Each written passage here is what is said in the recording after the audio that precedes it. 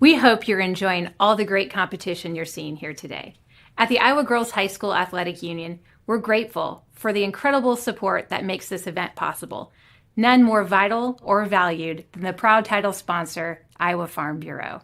With me here today is Brent Johnson, president of the Iowa Farm Bureau, to explain why their organization invests in and supports the Girls Union. Thanks, Aaron.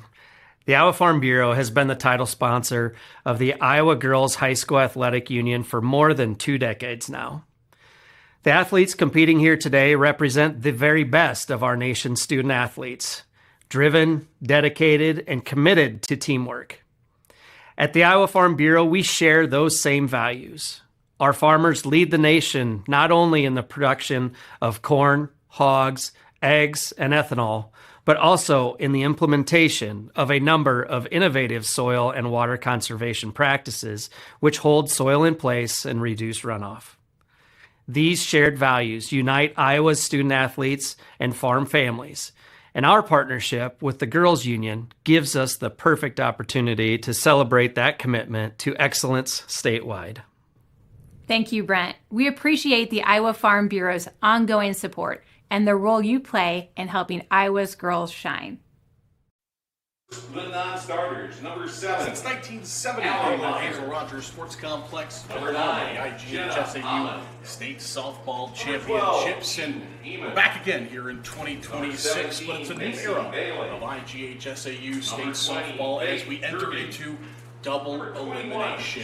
Good afternoon, everybody, and welcome high above the Iowa Farm Bureau field as we get set to start the Class 1A field with our first quarterfinal. It is the 8th seed, Edgewood-Colesburg, taking on the 1 seed, Exira-EHK-Audubon.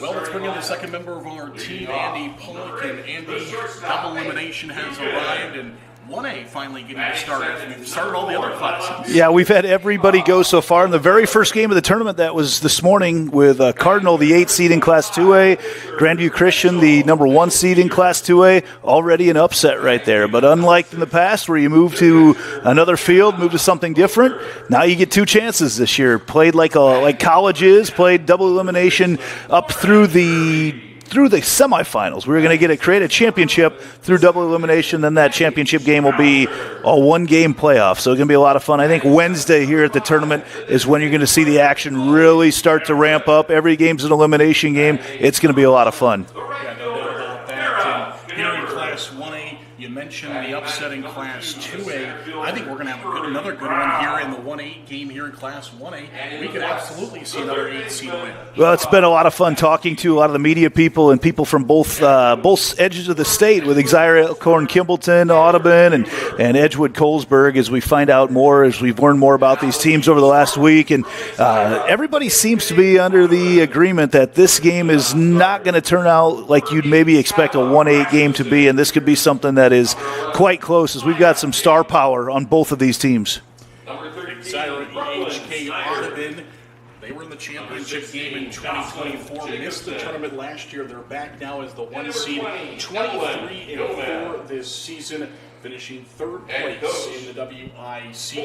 On the flip side for Edgewood-Colesburg, they're the 8th seed. They're back here at the state tournament, 27-10 this year, and they get here by beating their rivals North Lynn in the regional final, 3-2. What a game that was! In North Lynn, one of those teams that we see here every year, and Edco again with a little bit of an upset there. As throughout the course of the season, they've been able to play a couple times, but it's one of the fun storylines throughout the course of the day is going to be the pitcher, Rachel Eagle-Cedar, and just we'll talk more about her throughout the course of the day, but an incredible story, and we'll share that as the day goes on, but just an incredible gutsy effort, gutsy performance out of her throughout the course of this year. And on the other side, Exira-EHK and Audubon, they kind of rolled through the regional tournament, outscoring their opponents 29-2 in the regional tournament. They won the regional final over Fremont Mills 12-1. So they come in scoring a lot of runs, not giving up a lot of runs.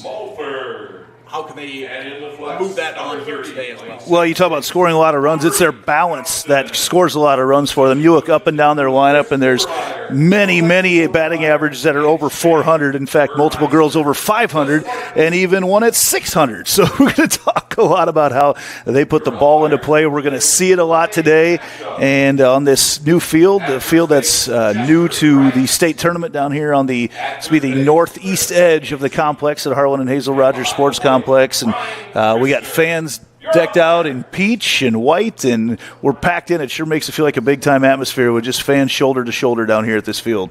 Yeah, no doubt about that. So 5 championship fields here this year. We're at the Farm Bureau field, as Andy mentioned, and also as an old name of it, Fenway. So we got the Green Monster out in left field here, and a lot of fans making their way around the field getting ready for this 1 versus 8 matchup.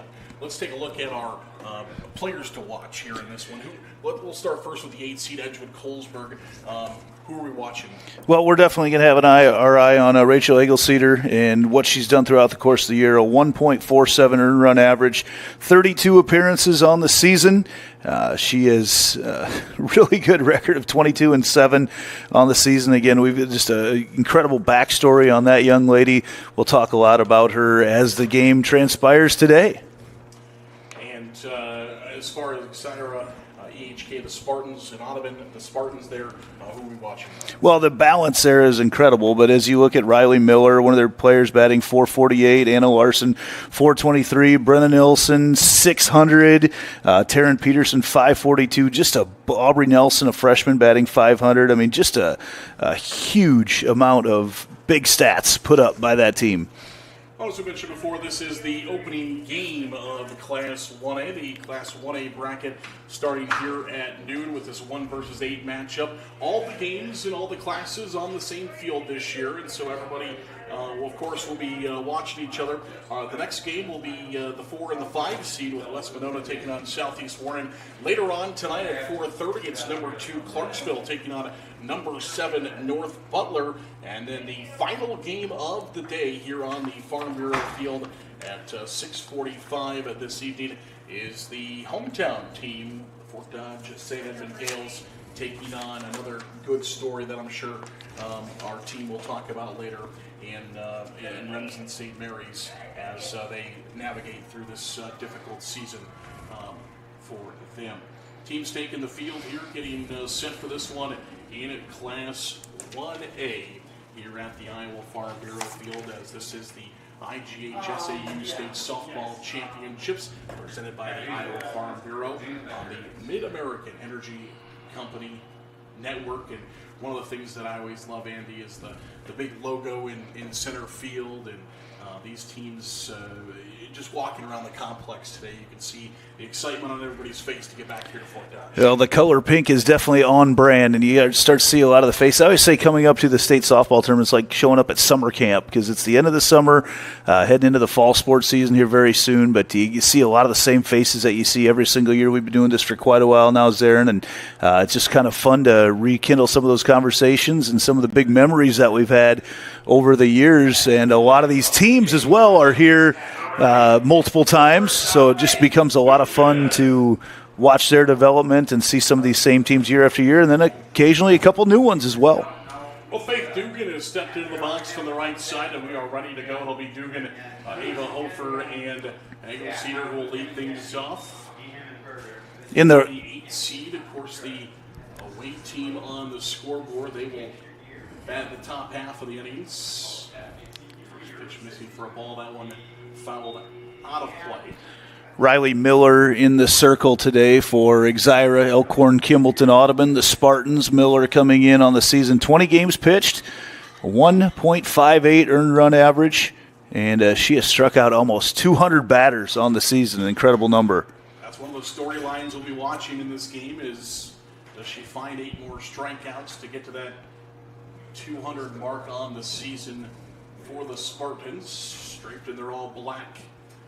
As that one misses high for a ball, it'll be 3 balls and 1 strike to lead off hitter. And that's one thing that Faith Dugan has done this year, is she has found her way on base for Edgewood-Colesburg. And she'll ground this one off to third base and across the diamond in time for out number 1, as the Spartans will find the out. Ground out brings up number 4, the left fielder. Ava Hofer. As Ava Hofer will step in. Go to get Dugan, if you're a Spartan fan, to get her out right away and keep her off base on a 3-1 count. Grounded out to the third base side. Ava Hofer steps in now. She'll see a first pitch called for a strike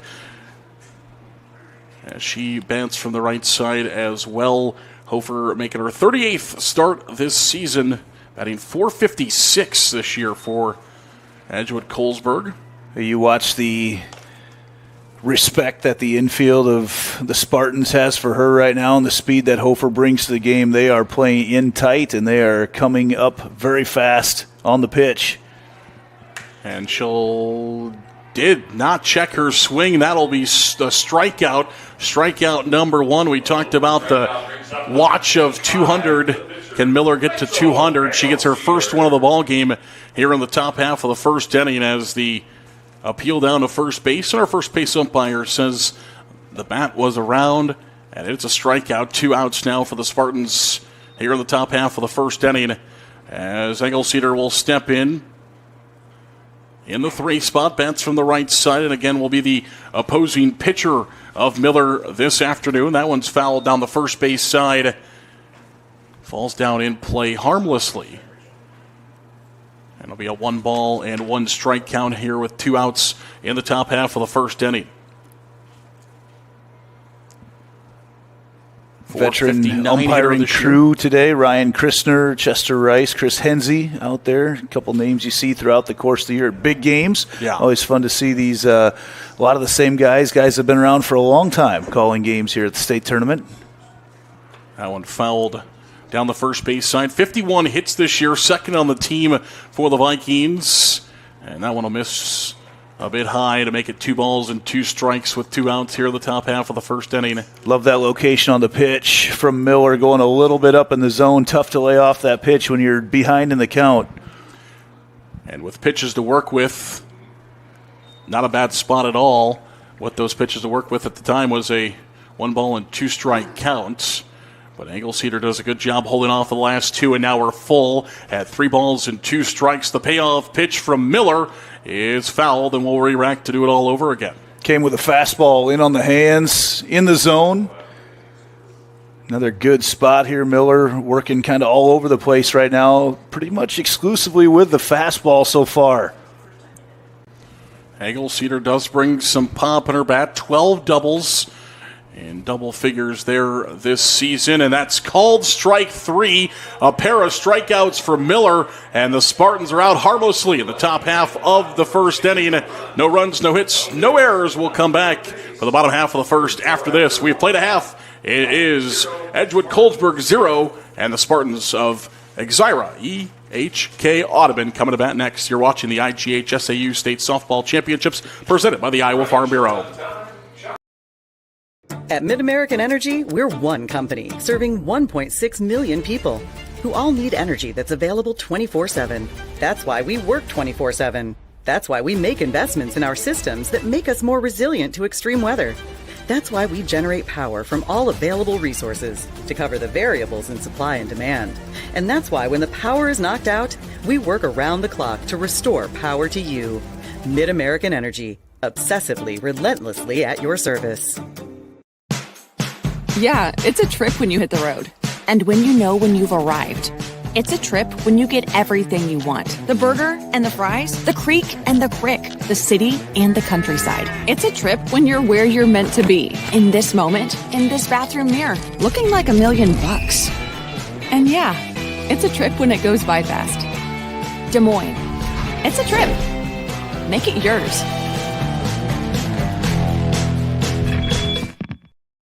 Back to Fort Dodge, the IGHSAU State Softball Championships. Here in Class 1A, our opening game, our 8 seed versus 1 seed. We go to the bottom half of the first inning, and Rachel Engelceder in the circle. Andy, what's she done this year? Well, she has done everything. She's got 32 appearances on the season, actually hits the first batter, and she's only hit 3 this year. That's just the 4th of the season that she hits Taryn Peterson, but usually Engelceder in her 180 innings has only walked 26 batters and put 3 on with hit by pitch, so she does not lose control often. 22-7 on the year with an earned run average just under 1.5. And so the Spartans a 1-2-3 in their defensive half of the first. Now they'll have their leadoff runner over at first base. And pitch is taken for a strike, throw down to second base, not quite in time. And it's tough to get Taryn Peterson out. That is her 45th stolen base of the season. She's now 45 of 46 as she slides in safely. Pretty good throw from behind the plate by McKenna Hofer. Just not quite in time to get Peterson. Well, in the infield all the way in right now, expecting a sacrifice bunt. And she will try to lay it down, but it's fouled back to the backstop. Anna Larson, the batter, the center fielder for the Spartans. Riley Miller, the pitcher, in the 3 spot. That is what's due up for the Spartans here in the first. Well, probably that sacrifice bunt out of play right now with 2 strikes. And that one will miss for a ball, so it'll be 1 ball and 2 strikes now that counts. In the left-handed batter's box.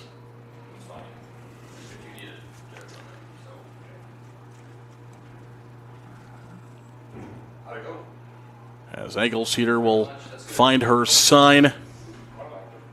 And a swing and a miss, and she'll find the strikeout here in the bottom half of the first inning.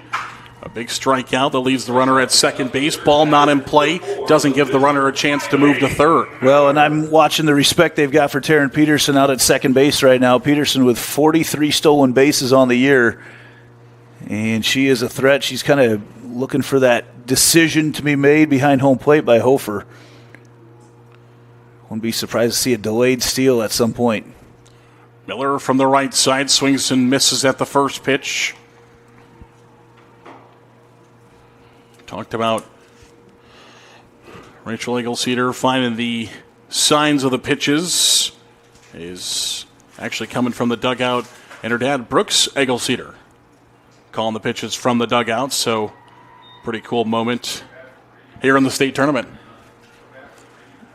Another swing and a miss there by Miller makes it now no balls and 2 strikes. And what back-to-back strikeouts could do here for Edgewood-Colesburg after that leadoff runner gets on via hit by pitch.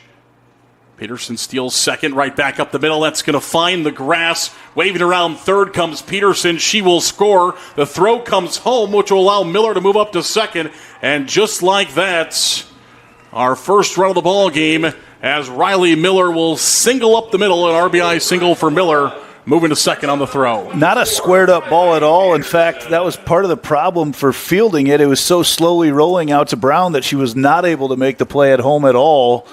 A lot of backspin on that ball, kind of a rise ball over the top of Egelceder's head. And Egelceder gave a good effort at it. She tried to get up and keep that ball inside the infield. Number 11, Maya King. As Maya King will come in to run at second base now for the Spartans for Miller. Very noticeable so far, just the pace that both teams play with. Exira-EHK with Miller in the circle. There is no break whatsoever. In fact, on the border of not long enough pause taking place there at all, and then very deliberate on the part of Egelceder, taking their time, getting their signal, looking everything in. Ball to the backstop will allow a courtesy runner over to third now. Has scored 11 runs this year as a courtesy runner is King. 1 ball and no strikes. Pops it up. And underneath it to make the catch for out number 2 is Hofer behind the plate. Hofer got spun around. Yeah, she got spun around there. The ball kind of, I can't tell where the wind's blowing from exactly out there. We don't have a flag on this field, but it is blowing. I think it kind of pushed back towards her. She did the right thing of keeping her back to the field of play, making sure that ball would drop foul if it came down, but she did the right thing and secured it. Got the out. Yeah, by the time you get the mask off and try to find the softball, sometimes, and as you mentioned, the wind, there's a cut and a swing and a miss. Egelceder taking a little something off that pitch. No balls and a strike. Spartans, the 1 seed.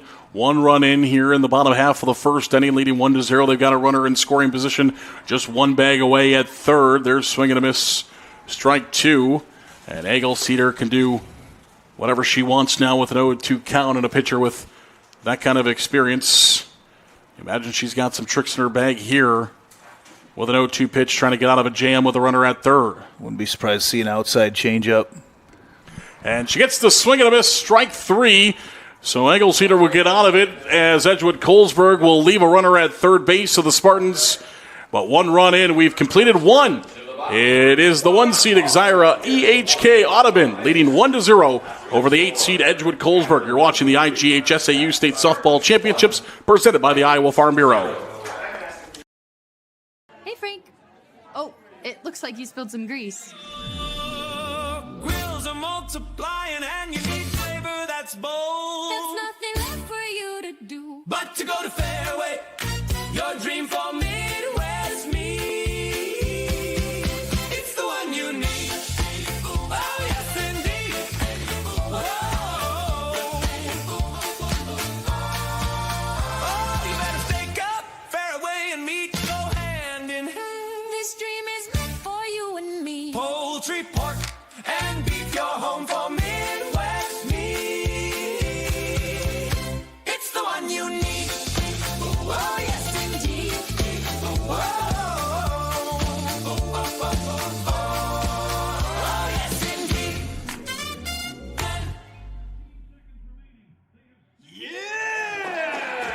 Fairway, it's the one you need.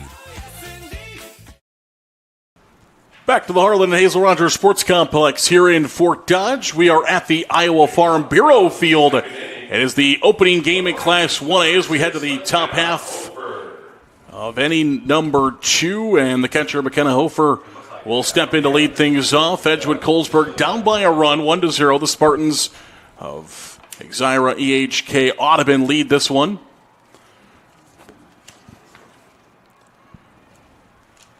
Able to scratch out a run there in the first inning, tried to play a little small ball, but eventually just got a ball to the outfield with a runner in scoring position.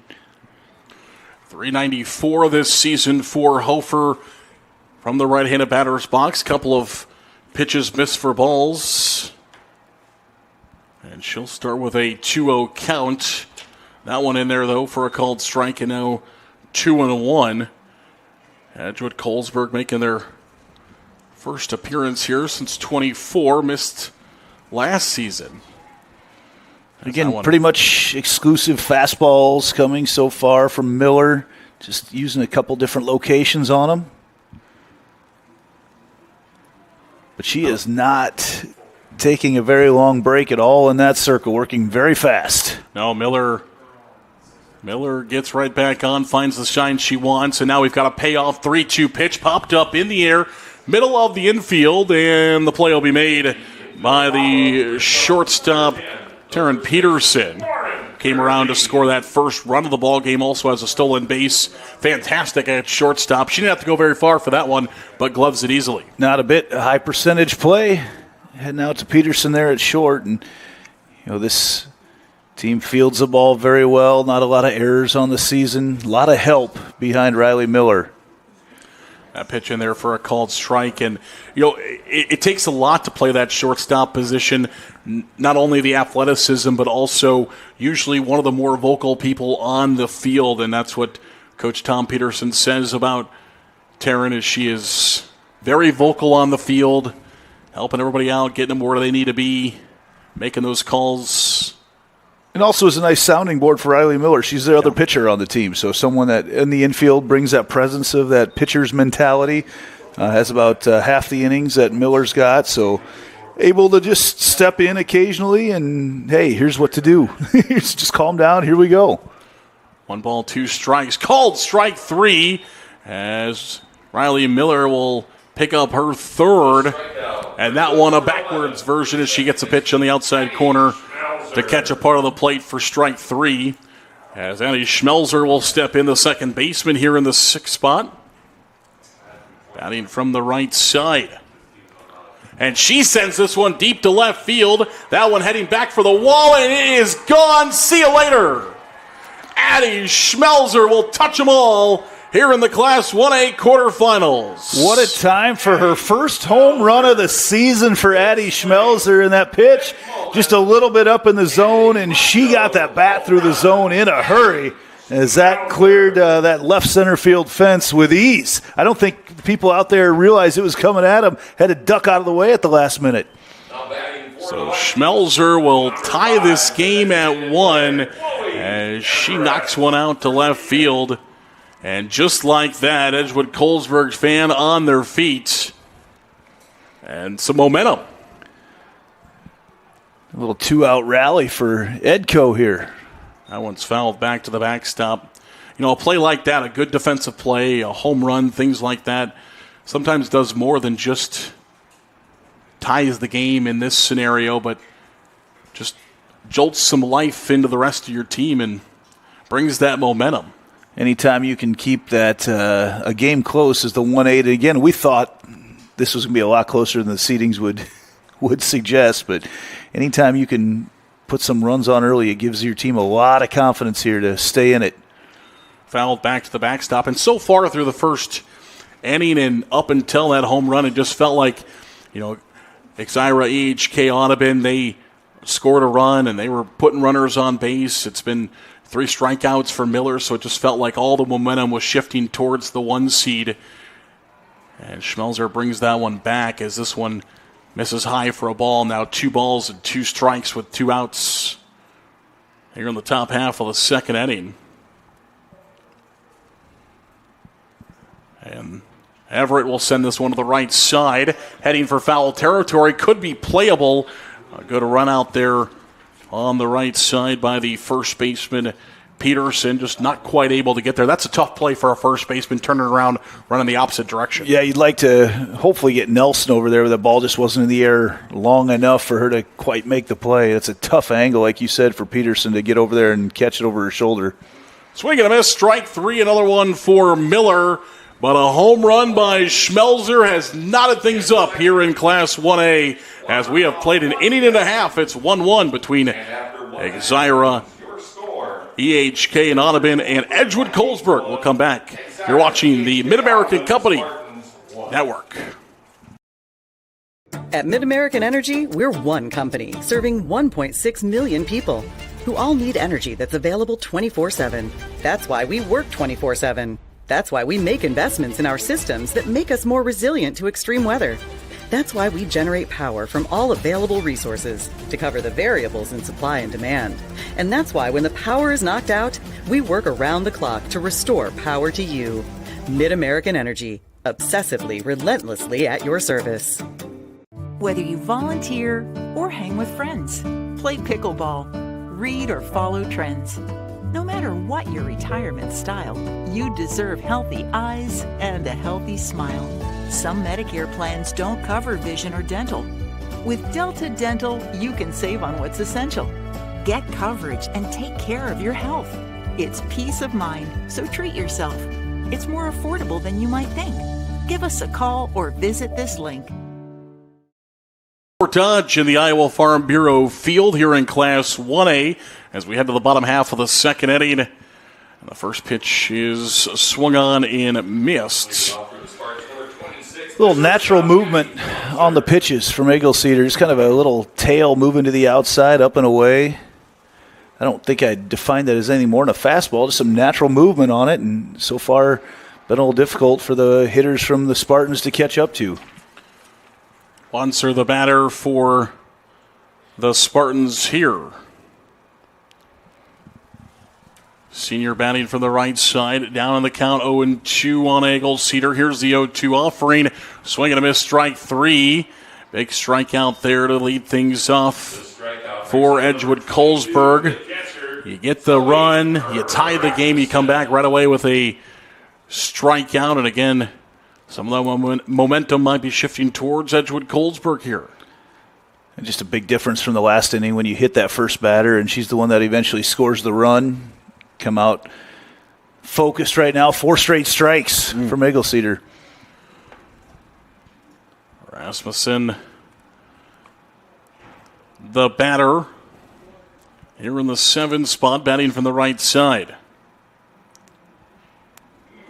Inside corner, just missing for a ball. Good frame job there by Hofer.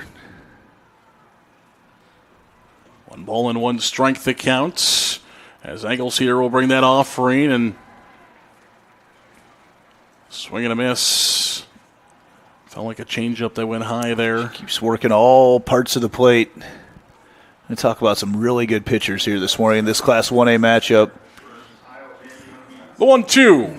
Called strike 3. Second strikeout of the inning for Engelceder, and down in order so far has been the Spartans. And came back to that same spot that she just missed on to get her second strike of that pitch, or of that at-bat, and brought it in just a little bit more. And you saw her go up and away, low and in, both in the strike zone. Like you said, another strikeout for Engelceder. Brenna Nelson will step in the DP. A good story about her as she just started hitting in this lineup in the postseason. Had not hit in this lineup throughout the regular season, just started in the postseason. And here she is now stepping into the box in the state tournament. And that one misses inside for a ball. Coach Peterson said in his comments, he was saying she's still in shock about the whole opportunity, but has done well with her opportunity, batting .429 throughout the postseason run so far. And just an 8th grader. Yeah. So that adds, the shock factor as well. You didn't have the entire year to grow from, as an 8th grader to, some coaches say by the time you get to the end of the season, you're the next class, right? And she'll swing and miss at this one. It'll be 2 balls and 2 strikes now that counts. There must be something a little bit off as far as the hitters are concerned for Exira-EHK-Audubon, because they're just right now they're not close swinging at Engelceder's pitches, and it seems like the timing of it, like the ball, it doesn't look like it's coming in overly powerful, but then the swings are coming well after that ball's by them. 2 balls and 2 strikes. 3 balls, 2 strikes. Full count the pitch, and it'll be called strike 3. Striking out the side for Engelceder. And the Spartans are away here in the second. We'll head to the third. We are knotted at 1 between Exira-EHK-Audubon and Edgewood-Colesburg. This is the IGHSAU State Softball Championships presented by the Iowa Farm Bureau.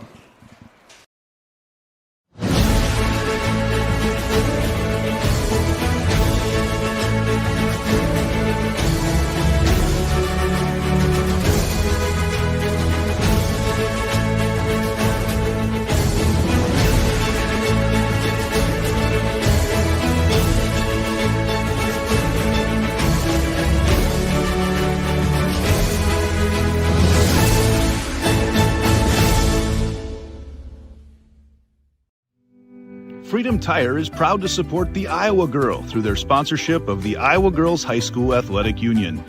With 6 locations around the metro, you're never far from getting you back or keeping you on the road. Our certified staff and state-of-the-art technology means you can take comfort knowing you've got the best work at the best prices. Give us a try at Freedom Tire, a proud supporter of the IGHSAU.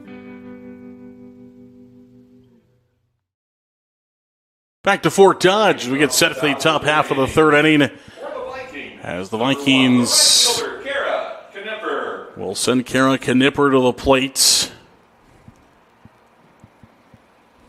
Has 16 hits here this season for the Vikings. The back half of their order, 8, 9, and 1 due up for the Vikings here in the third, with Avery Brown on deck and the leadoff hitter, Dugan. This one is lined out into center field, left center field. That's going to be a base hit.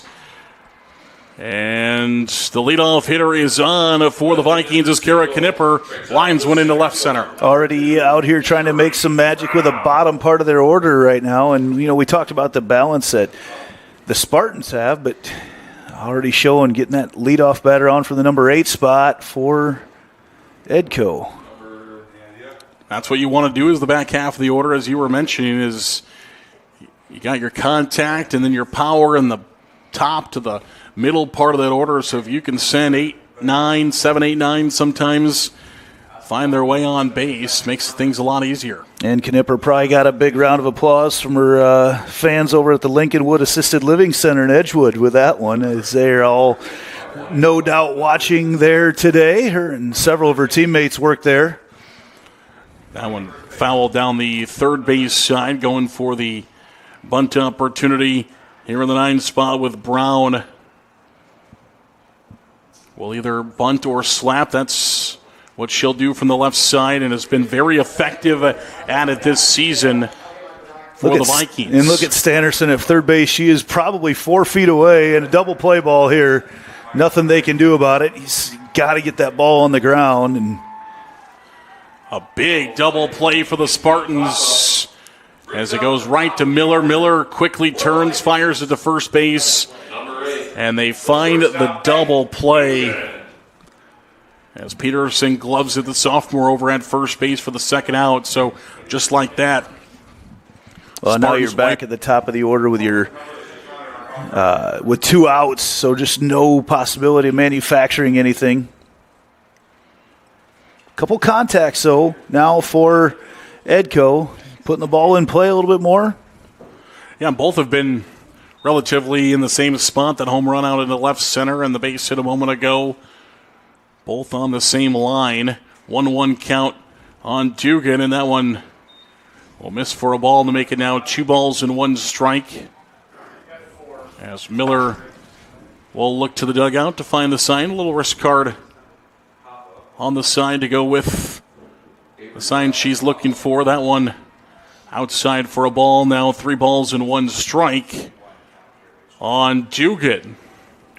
Really nice zone from Ryan Christner so far. I like what he's done. He's making the girls swing the bat. It's right in that area that it needs to be. State tournament time, you're only going to get the best out here.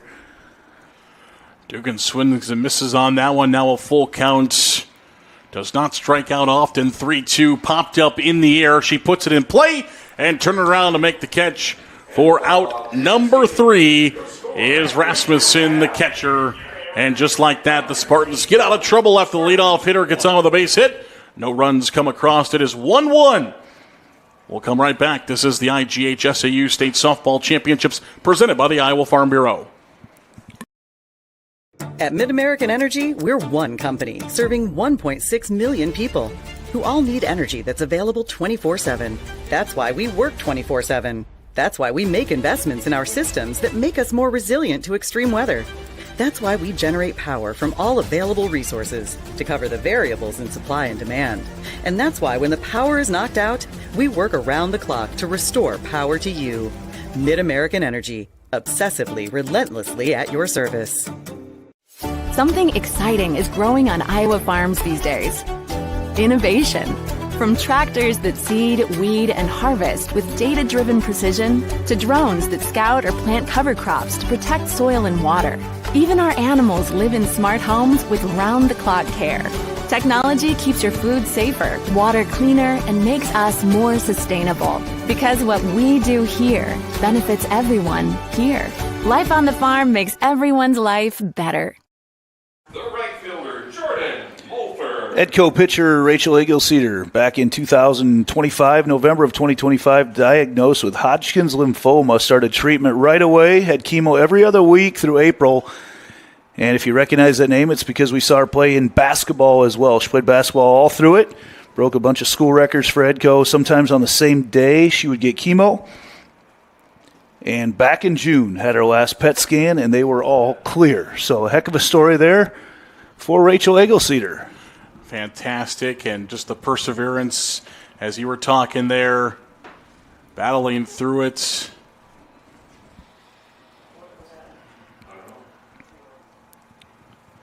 And now finds herself in the circle here at the state tournament. Gave up that run in the bottom half of the first, but she has been dealing, including striking out the side in the last half inning. And she comes right back firing, getting a swing and a miss on the outside corner. Well, she's done a great job these last 2 innings now, or inning and a third now, of just working ahead of the hitters every single time. She's going to play her college softball at Kirkwood. And excited to see what she can do down the road as she gets another strikeout for Egelceder. She is locked in so far. That's 4 in a row. Struck out the side the last half. Comes back and starts with a strikeout here. 4 straight strikeouts for Eggle-Cedar as Peterson steps in. Peterson gets on leadoff as a hit by pitch, steals second base, comes around to score the first run of the game her last time up, and she takes a big cut this time and misses as Eggle-Cedar continues to deal in the circle. Might need to shorten up these swings a little bit to try to put some contact on these pitches so far. After that first inning, just with the locations that Eggle-Cedar's using, it's been hard. Another one that's popped up in the air should be an easy play. And they will make the play out in left field. As good communication between the two. The flyout brings up Yeah, Hofer called off Dugan there right at the very end. I was afraid we were going to see a collision out there, but like you mentioned, it's good communication, got the hierarchy, and got everything called exactly the way it should be. And Ava Hofer makes that play. Steps the run of 4 straight strikeouts for Eggle-Cedar, but finds another out. Now there's 2 away here in the 4th as that one misses outside for a ball. Feels like it's been forever since Eggle-Cedar got behind an account. Larson steps in from the left side, the senior for the Spartans. Trying to start a 2-out rally here for Exira-EHK-Audubon. Lost that pitch off her fingertips. It looked like she hasn't missed low and away very much at all. And the 2-0 offering is sent foul down the third base side to make it now 2 balls and 1 strike. Sun shining here in Fort Dodge. 5 championship fields. Every class playing on their own field. Here in Class 1A, it is the Iowa Farm Bureau field.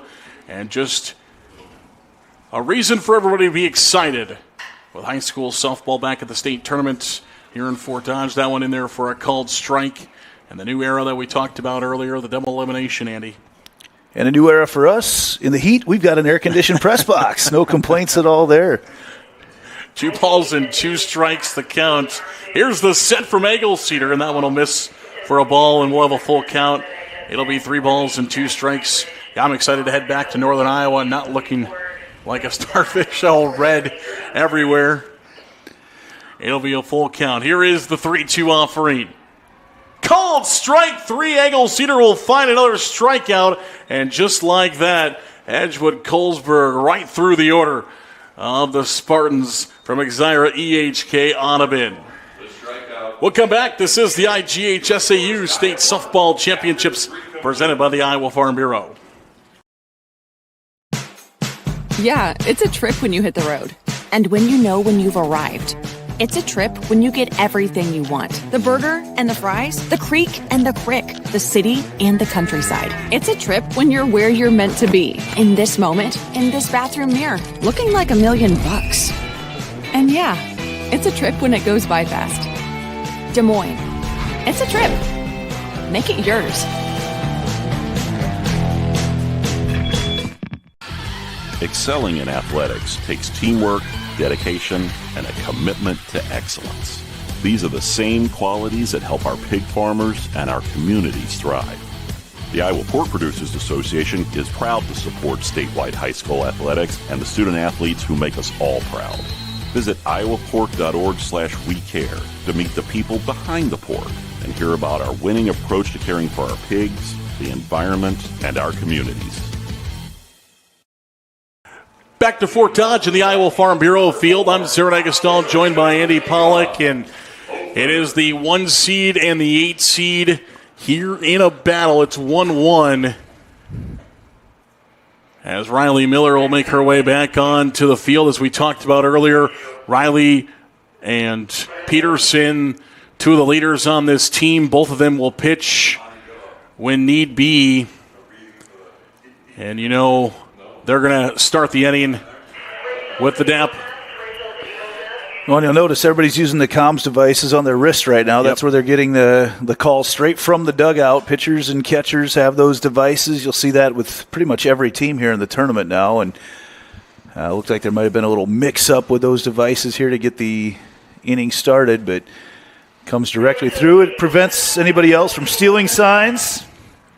So it'll be just catching up with what a lot of other sports are doing right now as well, trying to help people keep any competitive advantage they have. 2, 3, and 4 in the order for the Vikings, as it'll be a 3-0 count on Ava Hofer, the left fielder.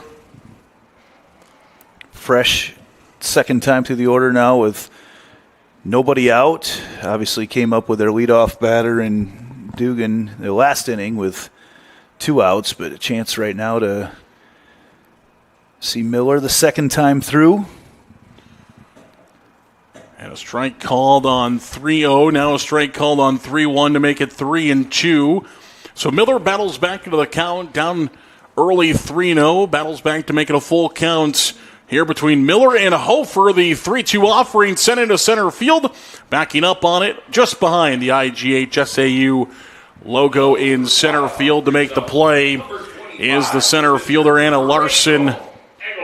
Didn't have to go far. She tracked it all the way. And good solid contact there off the bat of Hofer, but Larson, like you mentioned, just a couple steps back. Pretty routine fly ball to get the first out of the inning. Engelceder steps in. She sends one to right side. That could be trouble, and it's going to drop in for a base hit. As that's a tough play. Turn around from the second base with the second baseman, Nelson, the flex player, turned around to go after it. You also got the right fielder, Mulford, coming in and just bloops that one into right field for a base hit. Little duck snort to get it out there into right field. And, it's really tough to simulate a play like that. All the time when you're taking fly balls and taking grounders, you're always taking ones that are solid off the fungo of your coach. But then you get that little duck snort out there. It's tough to get a read on that. A lot of backspin on him usually. Just keeps floating over there. Really tough play for Nelson to get out there and get. Or Mulford coming in from right and just in that opening. Don't know how well people can see Standerson at third base. They're going to back her up a little bit now, as I don't think that you're going to see McKenna Hofer bunt right now. Standerson in a long ways, though. That one's fouled back off the net. Josie Deers is the courtesy runner over at first base for Edgewood-Colesburg. Not just a courtesy runner. Sometimes you'll see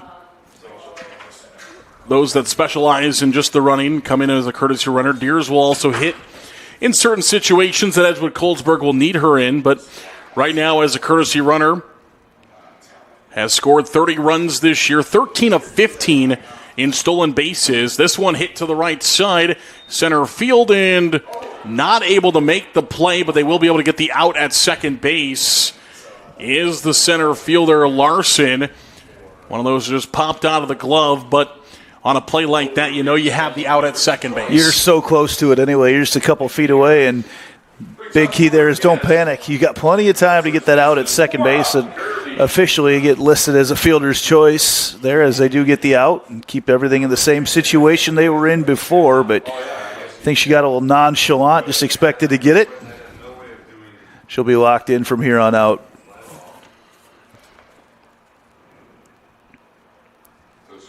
Look around. We're in a little smaller setup as far as the bleachers are concerned, and it sure makes it feel like we've got a lot of fans at the game right now. Yes. Edgewood-Colesburg fans off to our right side in the peach shirts here at the state tournament. That one's fouled down to the right side, and in their normal school colors off to our left is you got the bright red of the Audubon faithful, the maroon of the Exira-EHK faithful to make up Exira-EHK-Audubon as a softball team. That one missing for a ball. Couple schools with some great years for girls sport, a great year for girls sports, great seasons, as both were at the state basketball tournament. Edco with a great run in state track as well. Swing and a miss there to make it now 1 ball and 2 strikes, 2 outs. Spartans trying to get out of things and keep this as a 1-1 game. Edco trying to find a second run with 2 outs. as that one just misses for ball 2 to make it now 2 balls and 2 strikes. And we'll see what Riley Miller brings on 2-2. Trying to get a chase outside, did not get it.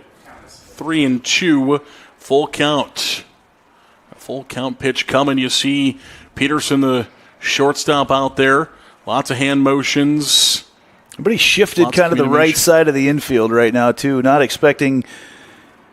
Is that ball? That's going to be that's ball 4. Yeah, that's ball 4 anyway. Catches our umpire out there, keeps the ball in the infield. But everybody's shifted. Nobody's expecting the hitters right now from Edco to be able to get around on the ball. Everybody shifted over to that right side, and Miller with a lot of velocity behind her pitch. They're just counting on everything kind of being pushed over there, and counting on everything to be a little bit behind the ball. Even as you look out at shortstop, Peterson's definitely shifted towards second base more, and Nelson at second shifted towards first base more, and it's a complete shift over there. We should go back and mention that for a moment. Fortunately, keeping that ball in the infield there, because that's a live ball on ball 4. Sometimes gets forgotten about.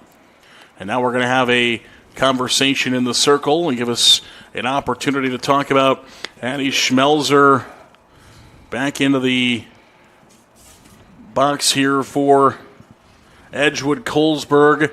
Got the scoring started for the Vikings with a solo shot into the left field her last time up. Now she's got a couple of ducks on the pond here with runners at first and second, Eddie. I don't think you have to make any big adjustments right now. Schmelzer, that was just her first home run of the year, and she absolutely crushed it. But with runners on first and second, just a quick reminder to everybody in the infield that, hey, we got 2 outs right now. We can just take the easy one wherever it's at. Also an opportunity maybe just to settle down Miller just a little bit right now as he's behind in the count. Didn't mention, but the courtesy runner at second base is an IMT substitution. That is Faith Kirby running there at second base as a courtesy runner. And the 1-1. That one misses for a ball. 2 balls and 1 strike. Schmelzer's bat kind of matches the shirts from Edgewood-Colesburg. It really does. Yeah, I didn't notice that before. And the 2-1 offering. That one's fouled to the right side. It'll be 2-2. So Riley Miller now with the path out of this half inning with runners at second and first. A 2-ball and 2-strike count. Trying to find that strikeout that she had so many of in the first couple of innings. The 2-2 offering.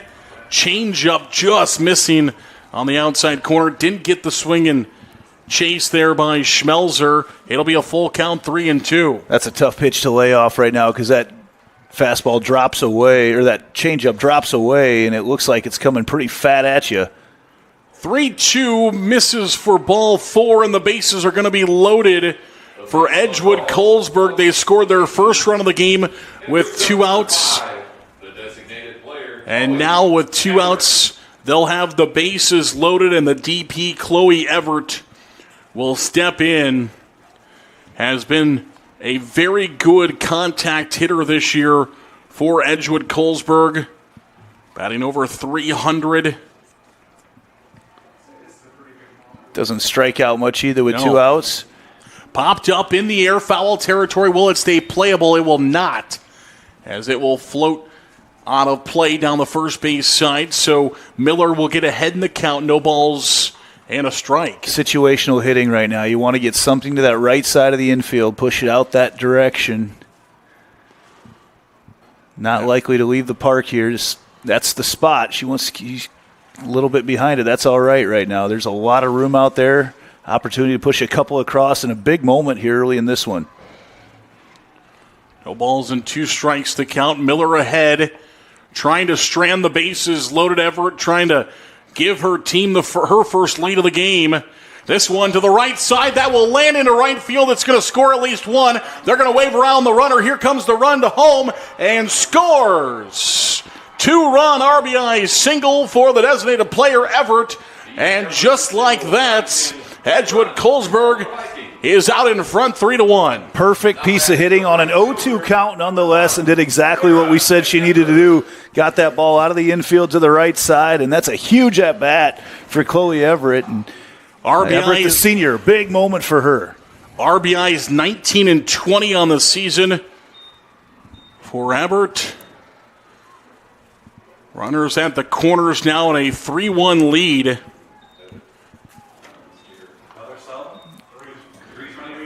As we'll have an IMT substitution. As Vasky will come in to run the freshman over at first base as an IMT substitution with runners at the corners. Knipper already 1 for 1 on the day, and right now with 2 runners in scoring position, chance for Edco to open this one up a little bit right now. Vasky, the flex player at third base today for Edgewood-Colesburg, running for the designated player. As she'll take a base there. Came into the tournament 24 of 24, stealing bases. Running in the flex spot. 1 ball and 1 strike. Our count. These at-bats for Edco now, just opportunity to keep getting back through the order. Over to Peterson. Peterson across the diamond, and the stretch at first in time for out number 3 by Peterson. And the Spartans will get out of it, but not before a 2-run single puts Edgewood-Colesburg out in front. It is 3-1 Vikings. We'll come back. This is the IGHSAU State Softball Championships presented by the Iowa Farm Bureau. At Mid-American Energy, we're one company serving 1.6 million people who all need energy that's available 24/7. That's why we work 24/7. That's why we make investments in our systems that make us more resilient to extreme weather. That's why we generate power from all available resources to cover the variables in supply and demand. And that's why when the power is knocked out, we work around the clock to restore power to you. Mid-American Energy, obsessively, relentlessly at your service. Looks like another perfect day to get out there and enjoy the summer. Oh, before she gets in the car, it's easy to choose.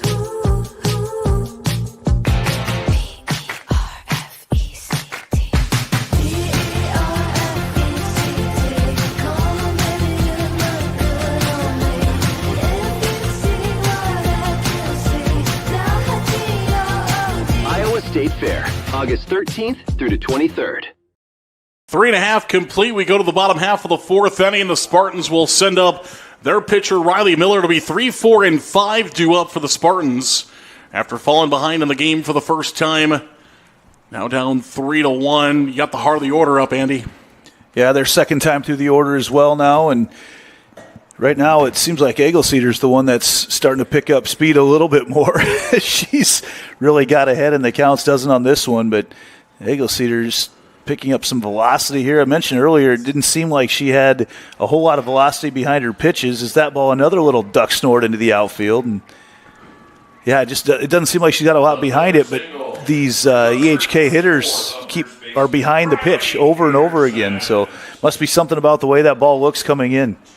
Riley Miller will send that one off the handle of the bat into center field. A leadoff single for the Spartans. That'll bring King back in as a courtesy runner, an IMT substitution. Courtesy runner number 11, Maya King. You can learn how to be worry-free with IMT at IMTINS.com as King comes in over at first base. And the Spartans trying to get a couple of runs back. As Peterson steps in the box. And the first one comes inside for a ball. Has 25 RBIs this year, which is second most on the team to Riley Miller, who hits right in front of her. There's a big cut and a swing and miss. Falls out of the glove of Hofer behind the plate, but not far enough for King to take off. So won't change anything on the base pass. 1 ball and 1 strike is our count. Oh, and King taking a hard lead off of first. She's ready to go if that ball's dropped at all initially. Hard, fast lead over there at first. Like that. Love the aggressive look to the base running. 9 stolen bases this season for King. She's 9 for 9. Has scored 11 runs as a courtesy runner. 1 ball and 2 strikes. And this one is back to the backstop and off the netting for a foul ball. We'll keep it at 1 ball and 2 strikes. Nobody out here for the Spartans. The number 1 team, the number 1 seed here in Class 1A. Trying to battle back against the 8 seed Edgewood-Colesburg. We mentioned in the pregame that probably wouldn't feel like a 1A game. It hasn't so far. There's the throw behind at first base after the strikeout. But King will get back to first in time. So a strikeout by Eggle-Cedar. Big out to get out number 1. Big out there, like you mentioned, and King fortunate to get back to first. The throw, kind of a double pump coming there from Hofer there behind home plate. It was looking around the crowd. I think some Exira-EHK fans. I'll wait till after this. Bunts down the third base side. King will get over to second base. Ran a little past the bag. The throw back to second. Not in time, so a sack bunt gets a runner in scoring position. Andy? Well, Vasky, I don't know if anybody's able to pick up from the stream how Vasky fielded that, but stopped it with the outside of her glove. Never put it in. Is able to barehand it with her glove, stopping it on the outside. Didn't do the traditional look into her glove. That's taught quite a bit right now, and just an outstanding way to field that. It's a quick way to release the ball, but very quick over there off the bunt. But no, as mentioned, Exira-EHK fans, I know a lot are watching back home today because they got Ragbri in Exira. So they had busy day. A busy day, a huge day for fundraising in town. So it'll be a fun event for them. I know a lot of people on that trip after today. They're going to have a beautiful week of weather traveling across Iowa. Yeah, the first couple of days been a little steamy out there. The 0-1 is outside for a ball to make it 1 ball and 1 strike. So many pop-ups that Eggle-Cedar is inducing, and I don't know that I'd call it a traditional rise ball that she's throwing, but it's definitely got some of that upward mobility to it. And a lot of these hitters are underneath her pitches, so getting exactly what she wants out of it. 1 ball and 2 strikes as Eggle-Cedar trying to work out of a runner at second base here in this bottom half of the 4th. The 1-2 offering will zoom out of the zone for a ball to make it now 2-2 with 2 outs. King over at second base for the Spartans, trailing the contest 3-1. These outfielders are in quite a ways. There's a lot of room to run if you can poke one over them right now. The 2-2. Swing and a miss, strike 3, and Eggle-Cedar will get out of another one. Straining runner at second base as we have completed 4 innings, and new here in the 4th inning. They're going to take a 3-minute water break due to the heat. Obviously, Andy mentioned earlier, we're inside the climate-controlled press box, but the sun has come out. It was a little cloudy this morning, rainy in parts of the state. Not much of maybe a little sprinkle is all here in Fort Dodge. It's been a pretty nice day, but now the heat's starting to rise, so they're going to give the teams a little bit of a water break. Yeah, not even enough rain this morning to keep the dust down as we were on the edge of a gravel road here on the northeast side of the complex. But that wet bulb I walked by it. It's sitting out. They're going to monitor that situation closely. After today, not going to be a big deal at all. In fact, we may not touch 80 the rest of the week in Fort Dodge. It's going to be an awesome week for softball. But today, got to take some precautions, and that's why they take the water break. The hydration break right now, as a lot of people got used to during the World Cup these last several weeks. It also gives the teams a little bit more time to have that conversation. You don't have a whole lot of that. It's a lot of run in, run out. You don't always have all that conversation time unless you're taking that break. So it gives the teams a little bit of time to maybe strategize a little bit as well. Yeah, you get a chance to talk to your head coach. Usually you're running in and out, ready to go, and not this time. You can go in, and that was another thing with the World Cup. You had a lot more opportunities for the coaches to have an impact on things as well. So coaches always break them out of the dugout anyway, but now just a little chance to change up and talk about the batters in particular that you're going to see that inning. We'll come back for the 5th. You're watching the IGHSAU State Softball Championships presented by the Iowa Farm Bureau and powered by Mid-American Energy Company.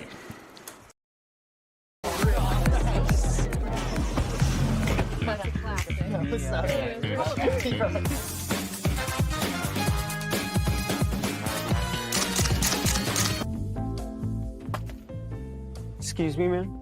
You dropped this. Oh.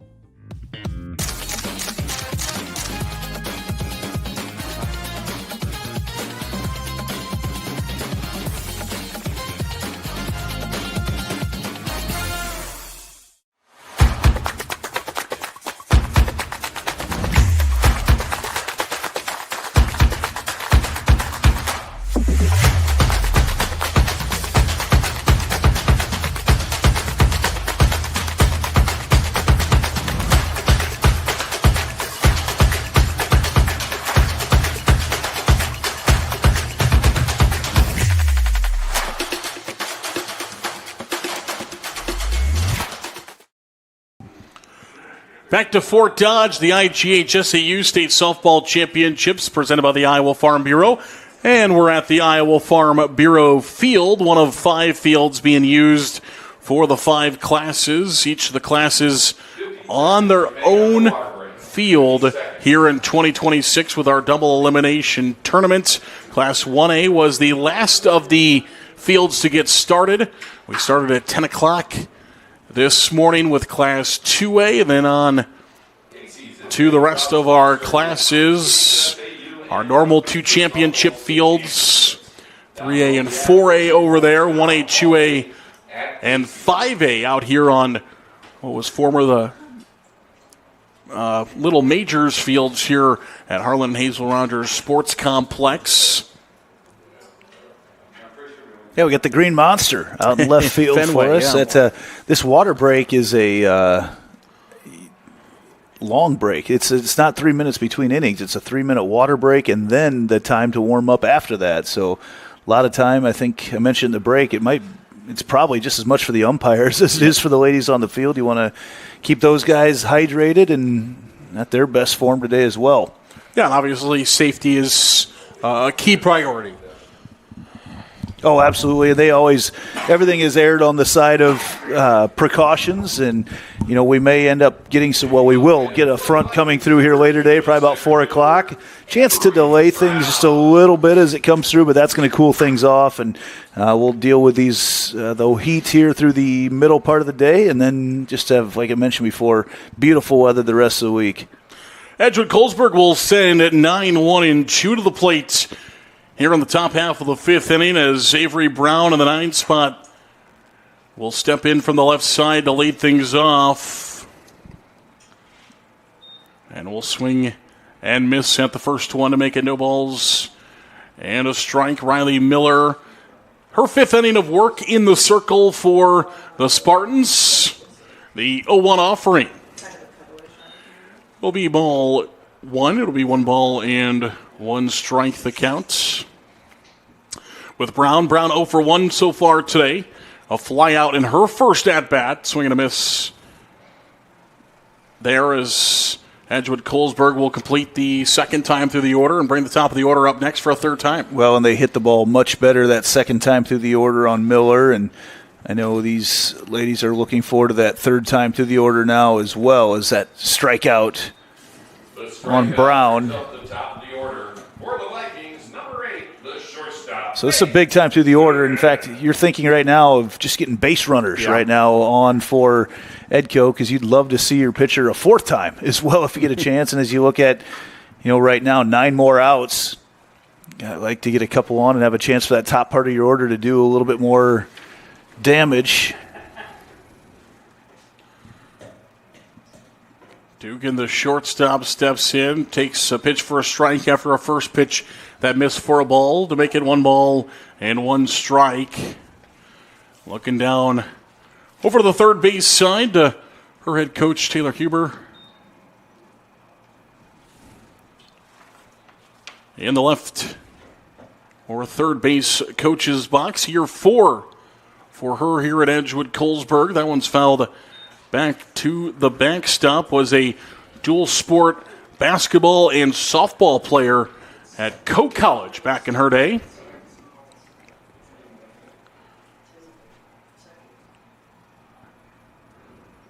That one's grounded third base side. Good snag in the fire to first. And a scoop by Peterson at first in time for the out. Bang, bang play.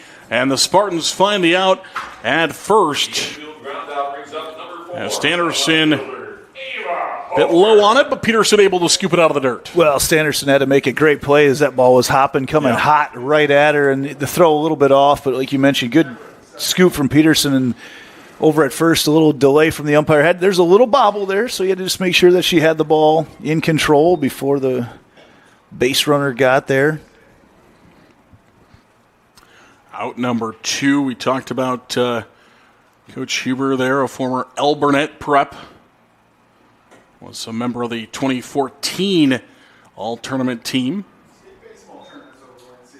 As that one misses for a ball, 2 balls and no strikes. 1,600 points as a basketball player at Alburnett as well. She's the all-time leading scorer all-time for Alburnett, so has that just has that competitive spirit, and she's brought that with her team, and they have the lead right now. Well, and one of the things I like about coaches who have played multiple sports is they appreciate multi-sport athletes in as well, especially in a summer sport with all the other sports taking up time in the summer as well. And you know that she's letting her girls do that, as is evidenced by what they've done in multiple sports throughout the course of the year. And she's not only the all-time leader in points scored at Alburnett, but also the all-time kills leader in volleyball as well, as this one's lined out into left field for a base hit. And Edgewood-Colesburg seems like they've been doing their best work with 2 outs in this game, and they're right back at it as Ava Hofer sends that one out in left field. Well, in the way that Eagle Cedar's been throwing these last several innings, you got the feeling that if they can put 1, maybe 2 more insurance runs on there, it's going to be really tough for Exira-EHK-Audubon to come back in this game. Ooh, inside corner. That's a tough pitch to hit. And Eagle Cedar will watch it in there for a called strike. Just 39. Well, 40 with the one today, but just 39 earned runs given up this season in the circle for Eagle Cedar at the plate right now, as you were talking about. If Edgewood-Colesburg could add on a couple of more runs, but never count out some of those offensive stars from the Spartans, as that one will miss for a ball to make it 1-2 with a runner over at first base. 2 outs here in the top half of the 5th inning. And Eagle Cedar will see a 1-2 pitch from Miller. That 1-2 is off the bat, right back at Miller, and she'll have a composure to scoop it up. Step and throw over to first in time for out number 3. We have played 4.5. It is 3-1. Edgewood-Colesburg leads over Exira-EHK-Audubon. We'll come back. You're watching the IGHSAU Digital Network, powered by Mid-American Energy Company. Life's buzzing with energy. From the delightfully routine, to the novel and exciting, to the truly uncharted. With all that life brings, it's easy to lose track of what powers all those moments, our health. At Mercy One, our caring doctors focus on just that, powering health, from the everyday to the extraordinary. So you're ready for what life brings next. Find care at mercyone.org/healthpowerslife. Something exciting is growing on Iowa farms these days. Innovation. From tractors that seed, weed, and harvest with data-driven precision to drones that scout or plant cover crops to protect soil and water. Even our animals live in smart homes with round-the-clock care. Technology keeps your food safer, water cleaner, and makes us more sustainable. Because what we do here benefits everyone here. Life on the farm makes everyone's life better. Back to Fort Dodge, the IGHSAU State Softball Championships, as Rasmussen steps into the box here in the bottom half of the 5th inning. Eagle Cedar has been phenomenal in the circle for the Vikings. With just 1 run allowed, that one will miss high for a ball. 9 strikeouts for her so far. Has given up just 2 hits. This ball game, hit 1 batter earlier. Very first batter of the game. Yeah, came around to score. I mean, that was the only run. That's it, yeah. That one will miss for a ball. She hit Taryn Peterson to lead the game off. Peterson stole and then was batted in. And since then, it has been locked down and lights out for Eagle Cedar. Well, it's just been really hard for anybody to barrel her up, as any hit has been weak, and she's just got some natural movement on those pitches. Again, it doesn't look super overpowering from up here, but just been really hard for the Spartans to catch up to it. And there will be the first traditional base on balls of the game for the Spartans, as Eagle Cedar will walk her first. Brenna Nelson will step in the 8th spot. She's the designated player. We'll have a courtesy runner over at first base. Brought to you by IMT. Be worry-free with IMT at IMTINS.com. Skylar Rasmussen will pinch run over at first base.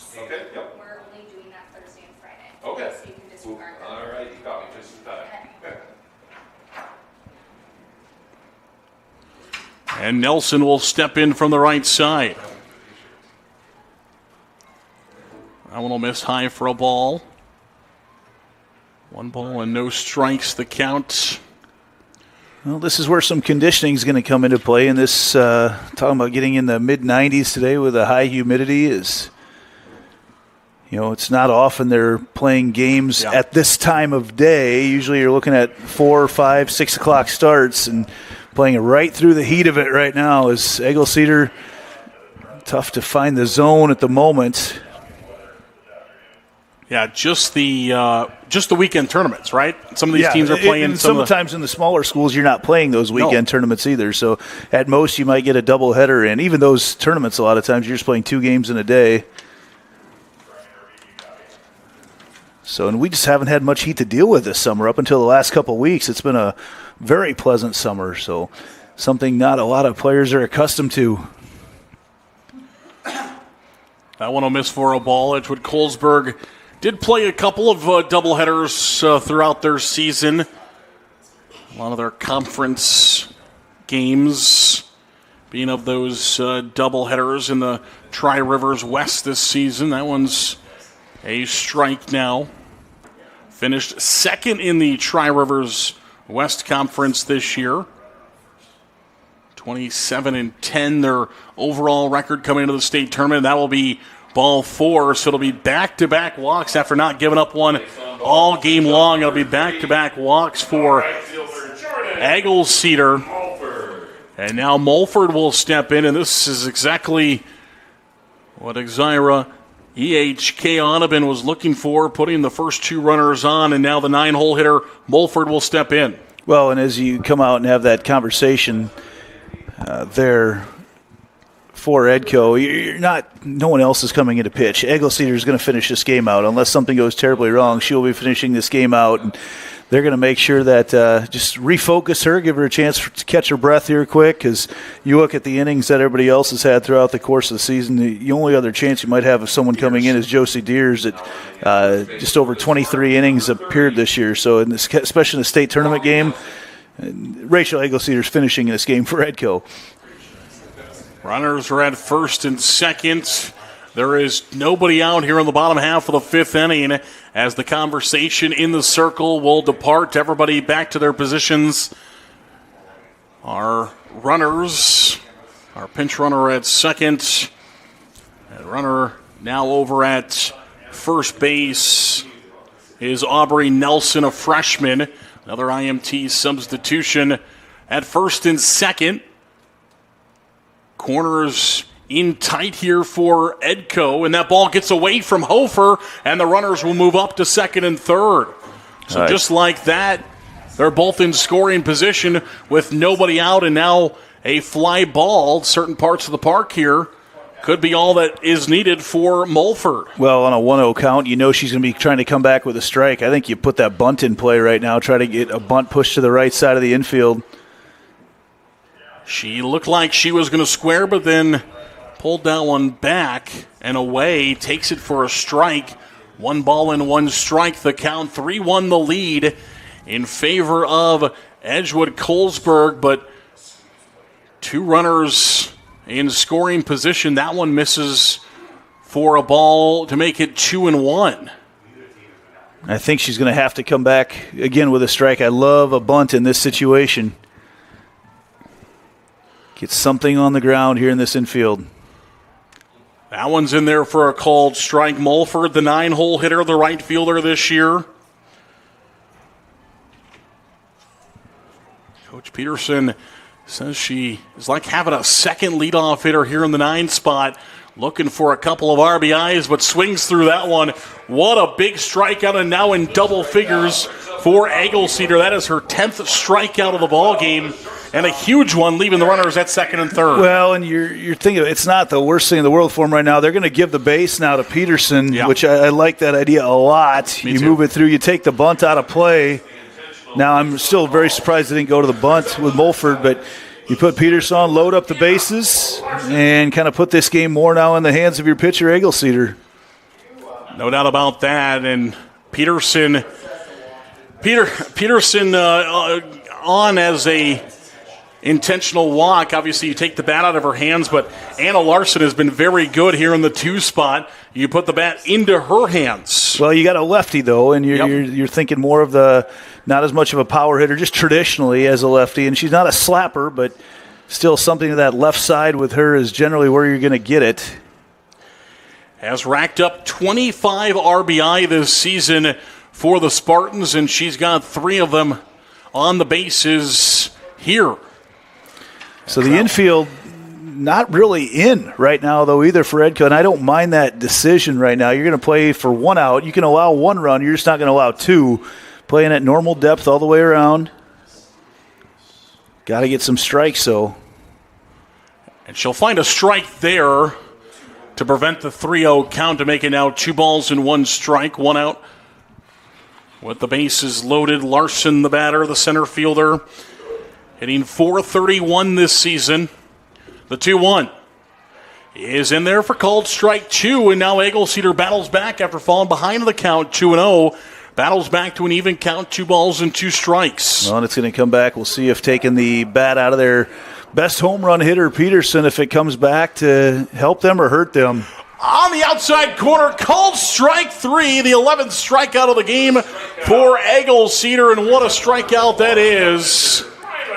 Takes the sac fly out of play into the outfield now with 2 outs, and the bases are loaded. Just painted that outside corner to get that strike 3, and that was a huge out. Now you can play everything straight up all the way around. And it will be Riley Miller trying to help herself out here.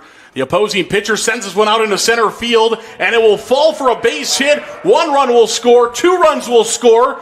They'll hold up the runner at third.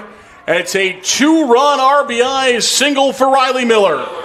Well, and again, not a solid hit at all, but just enough to clear the infield. And with 2 outs on contact, everybody's rolling. That's not a pitch or a hit that normally someone's going to score from second. But since it was 2 outs, everybody was rolling on contact. Almost got a 3rd run out of it as well.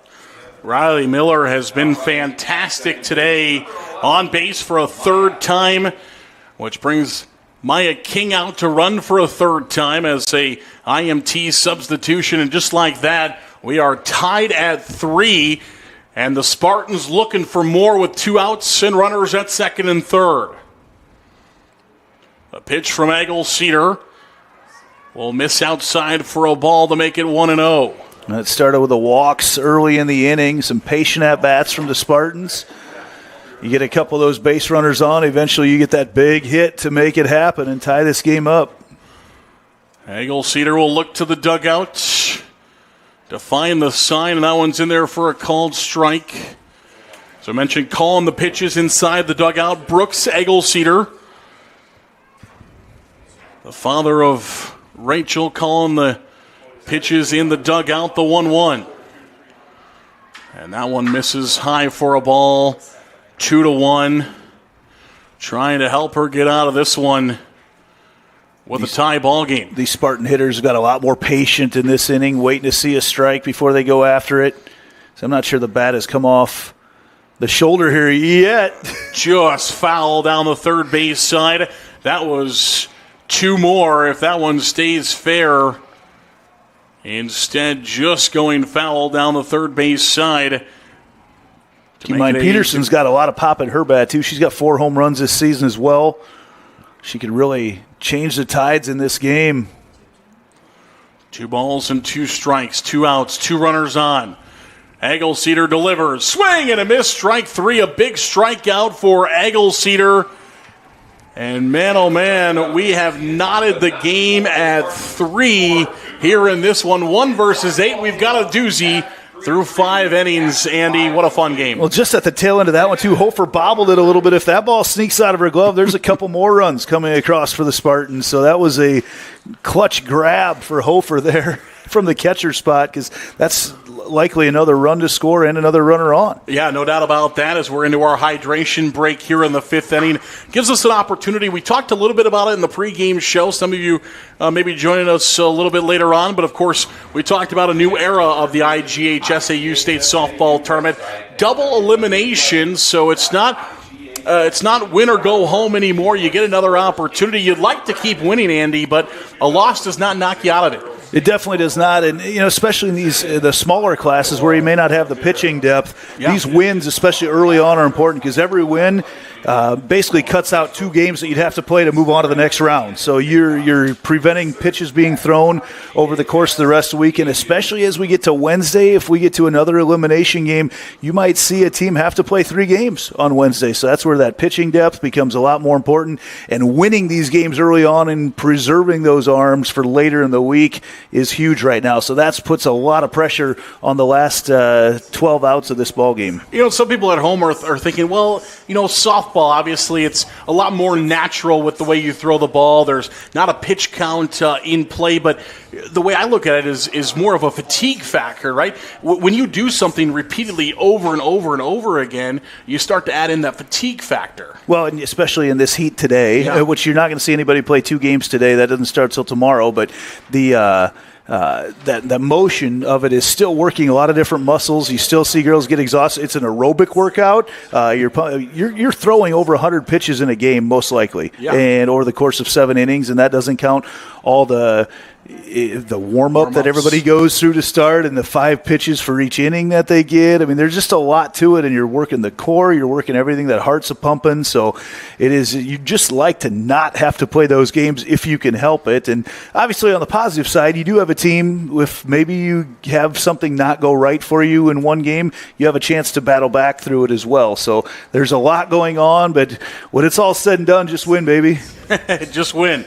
That's what it comes down to. He's the coach, and he says just got to win to keep things going here in Fort Dodge. 3-3 is our score.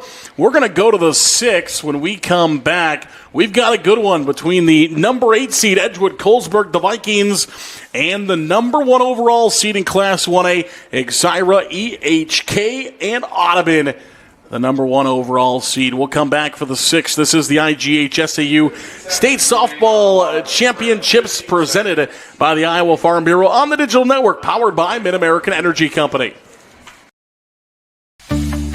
SWIC is a community. Southwestern Community College is a place in rural southwest Iowa where students from across the world come to be a part of a tight-knit family, Spartan Nation, where they study, train, grow, thrive, and are called by name, not by number. At SWIC, we are one.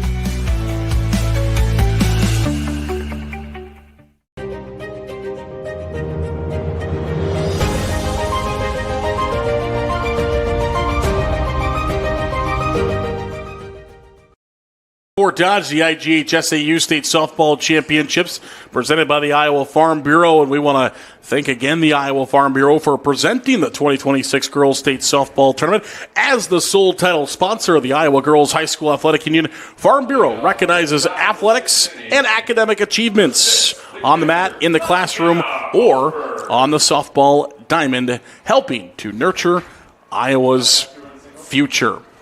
Top of the 6th inning we go, and Riley Miller back into the circle, and the first pitch is sent to the backstop as a foul ball for the catcher, the senior catcher for this Edgewood-Colesburg team.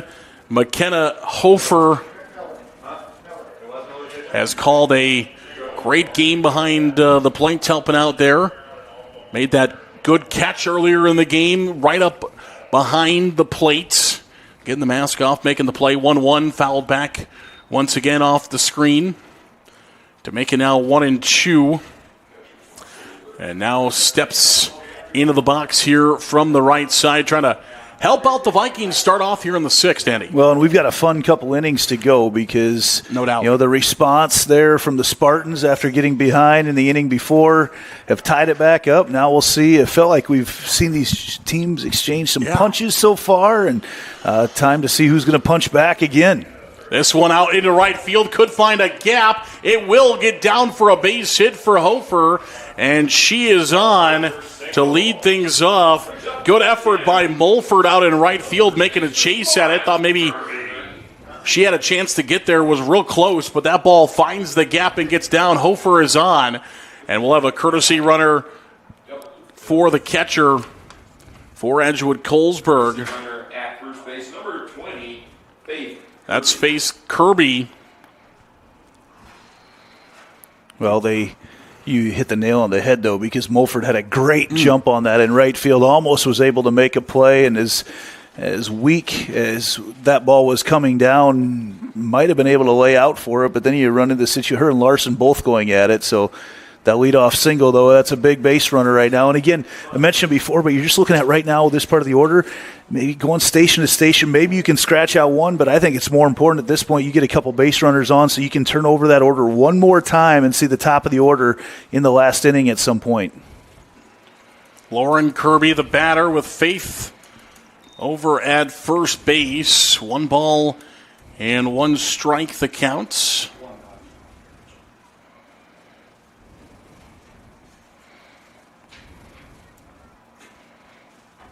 This one popped up in the air behind home plate, will not be playable, as that one will roll to the roof above us and then roll back to the net. I can about touch it where it's at right now. That ball is just out there. Those are some good looking. They got the IGHSAU logo on those. Those are some nice looking softballs they got. Those are sharp. They sure do.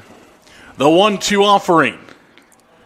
And that one misses for a ball. Now 2 balls and 2 strikes the count with the runner over at first base.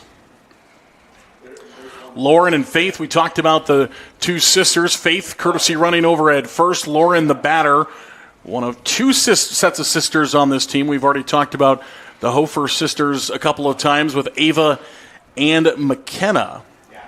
So 2 sets of sisters on this team. All 4 of the 2 sets of sisters playing impact roles here for Edgewood-Colesburg. And the changeup gets the swing and a miss.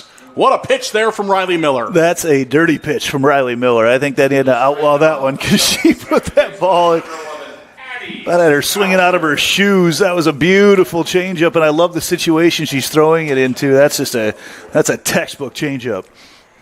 Leads the runner at first base, and now there's an out for Miller and the Spartans. As that one misses low for a ball, Schmelzer will step in. Solo shot to left field. Her first time up. The 1-0. This one out into right field. She gives that one a charge into right field. See you later. It's a 2-home run game for Schmelzer. And just like that, Edgewood-Colesburg back out on top. I cannot believe the stats are right that Abby Schmelzer has not had a home run all season, now hits 2 in the first round of the state tournament. Completely opposite spot. She pushed that one out into right field, and that ball, I watched the outfielders, again, they're so tight. I watched them retreat. I didn't think there was any way it was going over, and it just kept carrying. It kept carrying out into right field. She went to left center. Now she went to right center, and Schmelzer has put Edgewood-Colesburg back out in front. It seems like every time that Edco needs a big hit, Schmelzer delivers. They were down 1-0. She sends one out into left field. They're tied 3-3. She sends one to right field. And that one will miss for a ball. Now 1-0, changing the complexity of this softball game completely. Well, you expect those type of hits to come from the top of the order, but now we're getting a 6, 7, 8, 9 batters, and Schmelzer, just huge production there today. Schmelzer, Knipper, both with big at-bats today. 1 ball and 1 strike the count as Riley Miller working back with this one to a 1-1 count on Everett. Everett over to shortstop. Peterson bobbles. Can she still get it over there? She can. What a heads-up play by the experience at shortstop. That scramble drill, you work on it in practice for exactly this situation. Keeps her composure and fires it across the diamond. Well, keeping her composure's right. You don't panic, and you still make that good throw. And over at first, how about the stretch from Peterson over at first and dig that ball out, too. Very athletic play over there. Records the second out for the Spartans now. As Knipper batting from the right side. The pitch again to shortstop.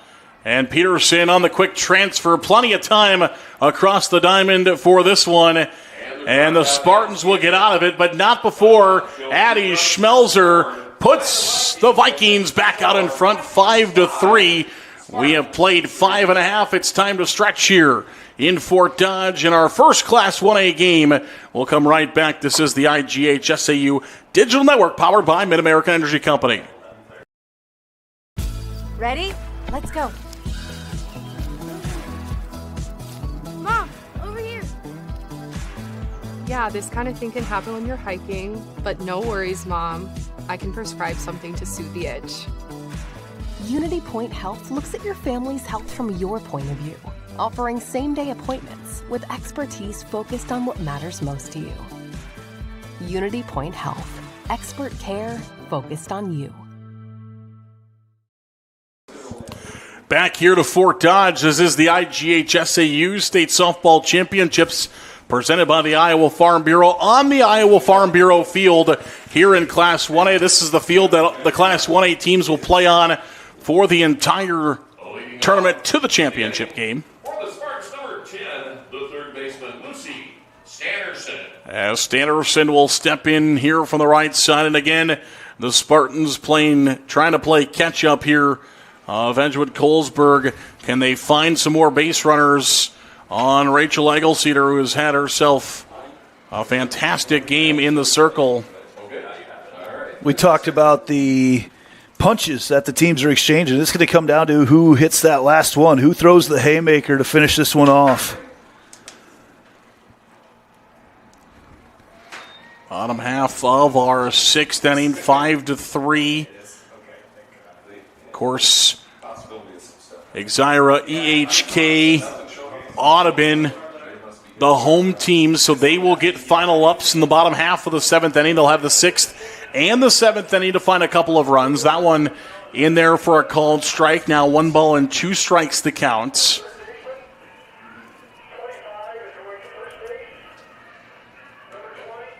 And we're set for the 1-2 pitch.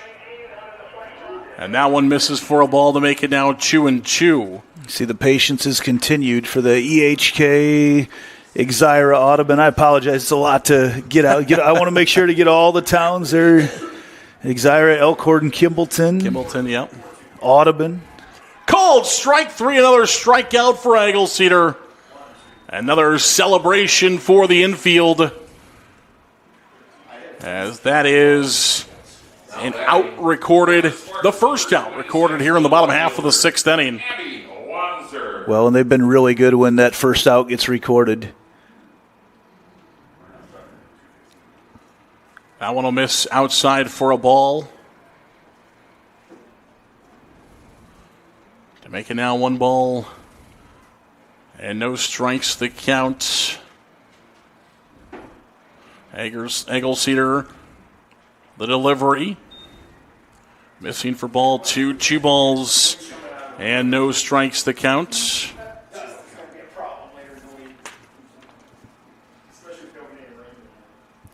Wanzer, the batter from the right side, in there for a called strike. Now 2-1. Wanzer, the 6-hitter, left fielder. This is where, again, getting some base runners on. That one's in there for a called strike. You see Wanzer's teammates trying to cheer her on from the dugout. Coach Peterson says in the dugout, she is the loudest one, always cheering on her teammates, but instead it is another strikeout for Eggleseder.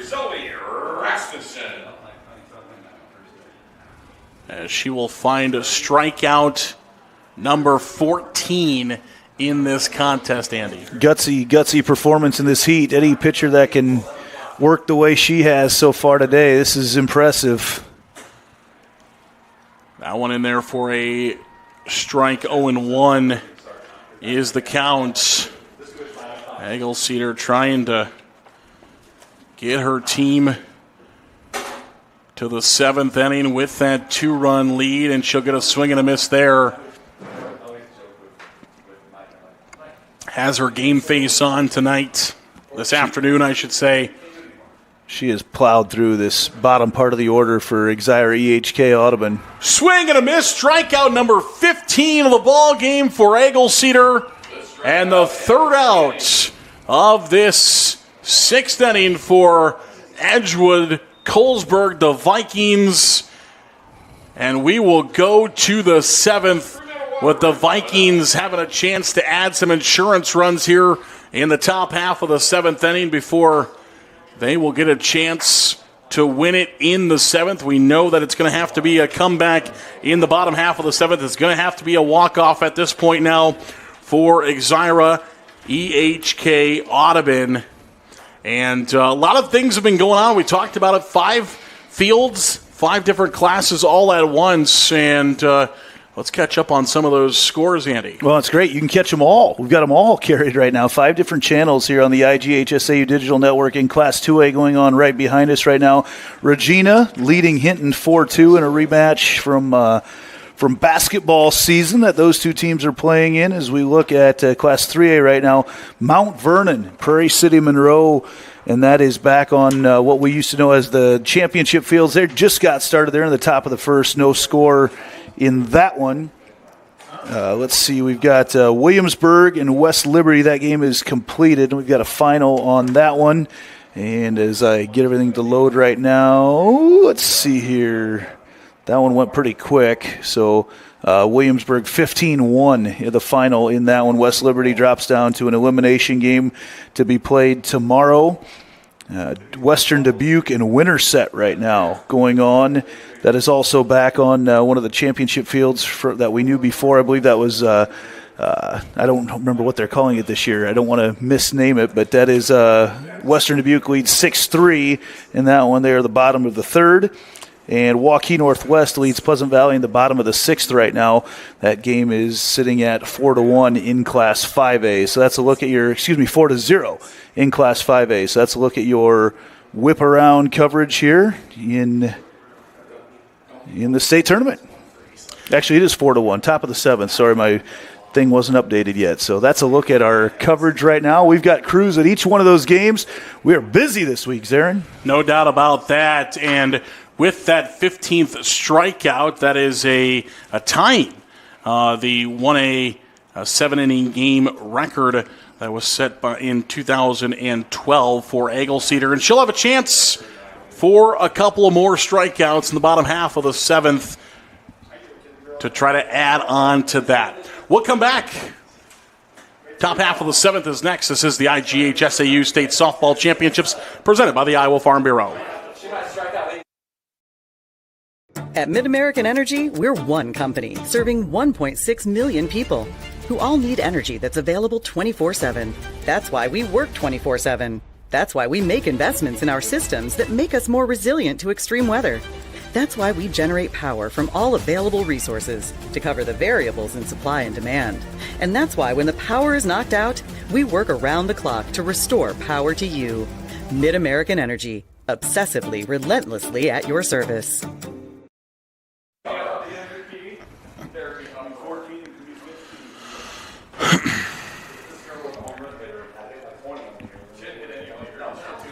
Back here to Fort Dodge, the IGHSAU State Softball Championships presented by the Iowa Farm Bureau on the Digital Network, powered by Mid-American Energy Company. Top of the 7th here for Edgewood-Colesburg, and a chance to add some insurance runs on. Well, that's going to be big right now. We talked about just, you get up by 3. You feel like either of these pitchers up by 3, it's going to be really tough to put up a really crooked number in an inning, and that's where we stand right now if Edco can pop one on. But a lot of discussion right now up in the box of, who might be the MVP in this one, because there's a lot of possibilities right now in this game.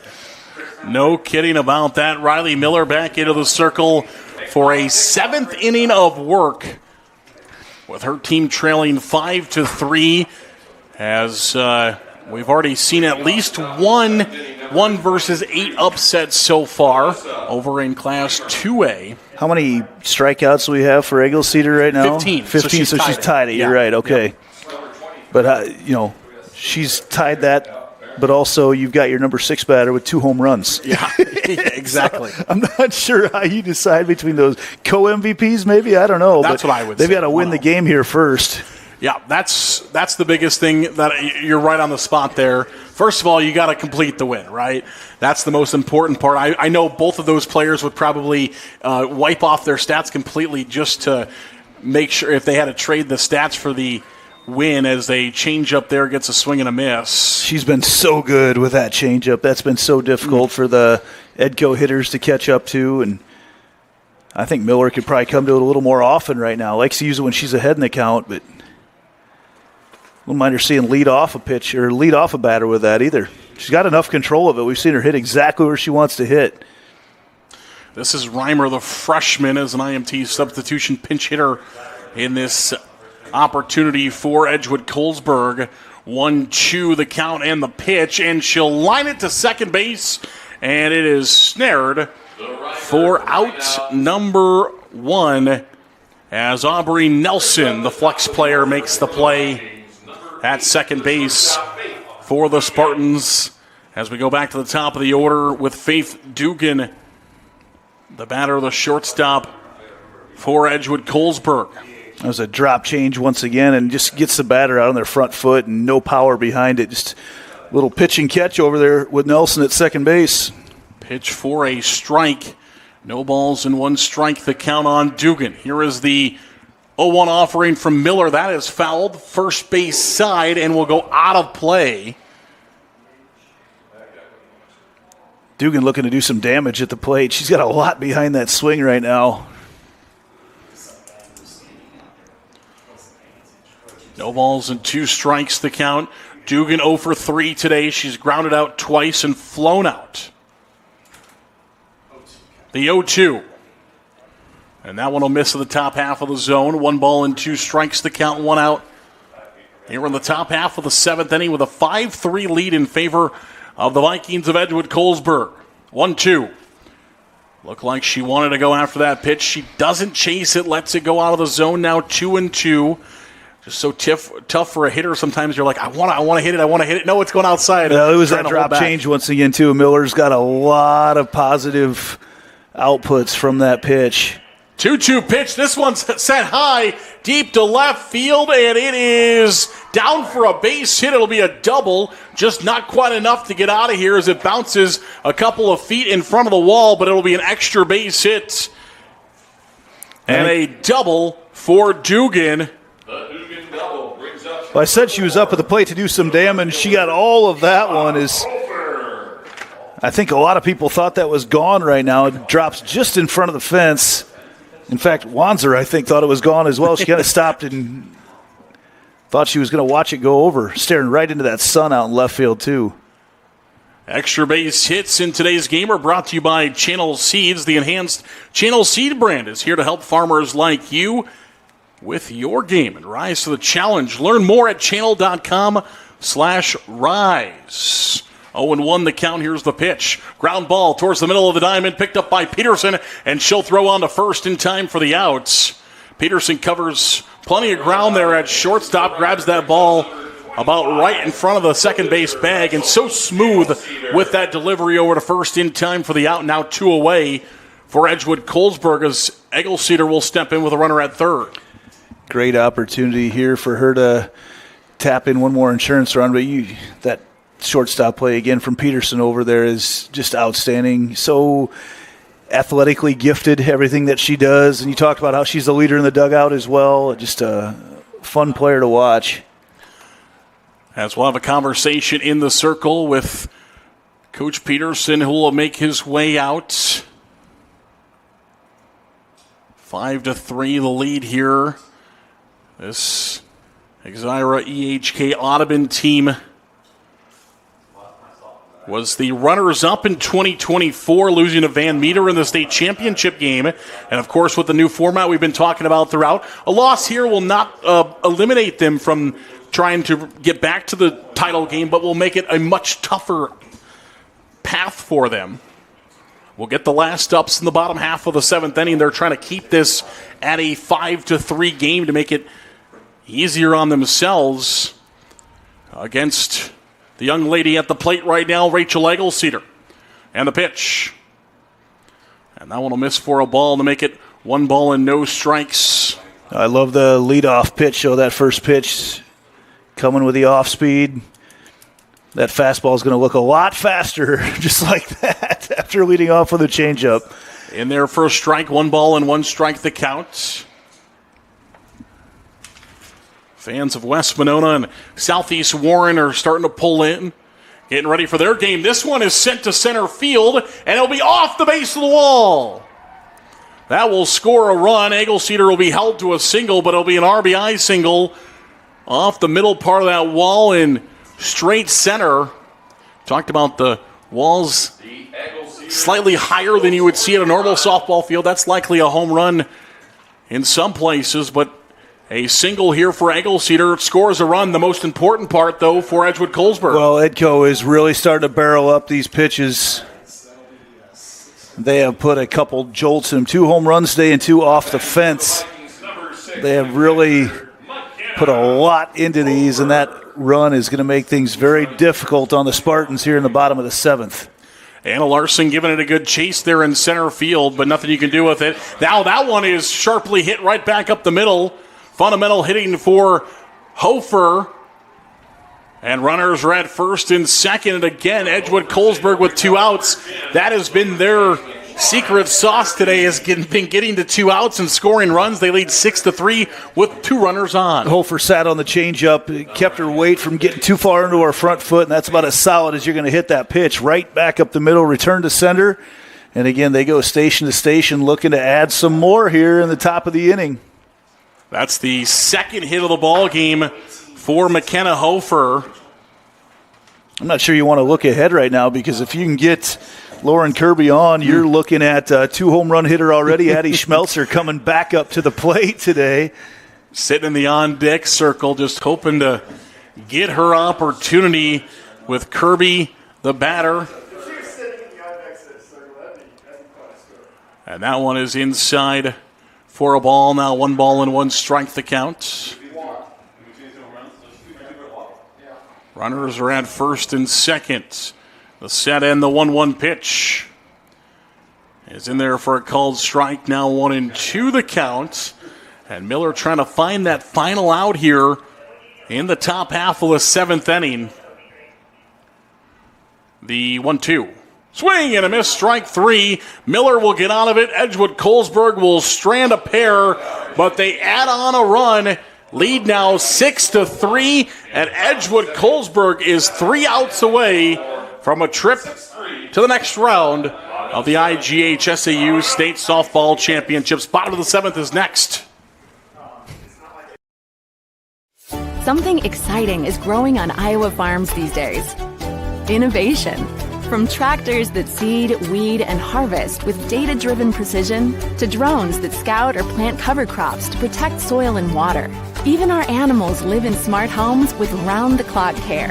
Technology keeps your food safer, water cleaner, and makes us more sustainable. Because what we do here benefits everyone here. Life on the farm makes everyone's life better. Back to Fort Dodge, the IGHSAU State Softball Championships presented by the Iowa Farm Bureau. Edgewood-Colesburg trying to find a first-round victory. Their last trip to state in 2024, they lost in the quarterfinals to Martinsville St. Mary's, then lost in the consolation round to Collins Maxwell. You have to go all the way back to 2003 when they won a first-round game against Akron Westfield. For Edgewood-Colesburg's last win in the opening round of the IGHSAU State Championships. Of course, different tournament field at that point. So in 2003, went straight to the semifinals with a victory over Akron Westfield. Ended up losing that to Cardinal, who's found a big upset victory already today. There's a swing and a miss, and 0-2. Yeah, trying to become the second 8 seed to win this morning. This afternoon, I should say. We've been here for a while now. It is afternoon now. And that one will miss for a ball. So after that open round win against Akron Westfield in 2003, again, lost in the semis to Cardinal, lost in the third place game to South Hamilton.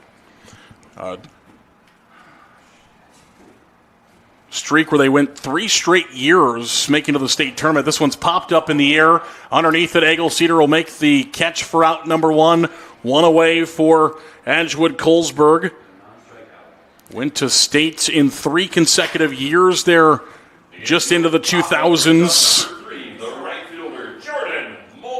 As Mulford will step in, went to state in 2001, 2002, and then that year in 2003 that we were talking about. Here's the pitch for a ball, 1 ball, and no strikes to count. Just going after him one batter at a time right now. Not going to get multiple outs out of one particular batter. But you can tell the crowd is feeling it right now coming from Edco. Line to the right side and snared for out number 2.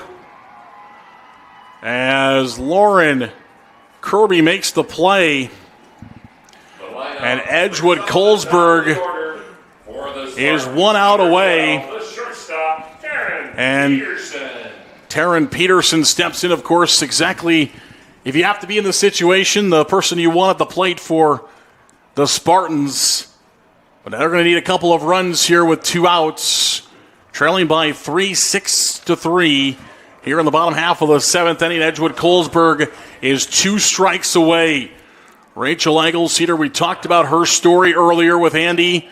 All that she's been through this year trying to guide her team to a win in the opening round of the state tournament. Popped up to center field, and it will be caught, and Edgewood-Colesburg has done it. They have advanced and won their opening round game as the number 8 seed, Rachel Eggle-Cedar.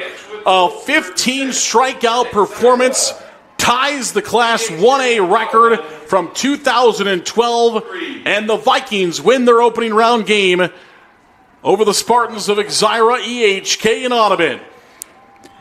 Well, that wave of pink, or peach, I guess, can't wait to get out to the parking lot and start grilling up their Edgewood Locker brats right now, because they're going to be partying tonight, Edgewood and Colesburg. It's, just a gutsy performance you mentioned already of Eggle-Cedar, but also the hitting from Addie Schmelzer. 2 home runs, 3 runs came from that. That's the difference in this one. And now the difference is, though, right now you push Exira-EHK-Audubon now to the bracket tomorrow, where they got a chance to come back up through.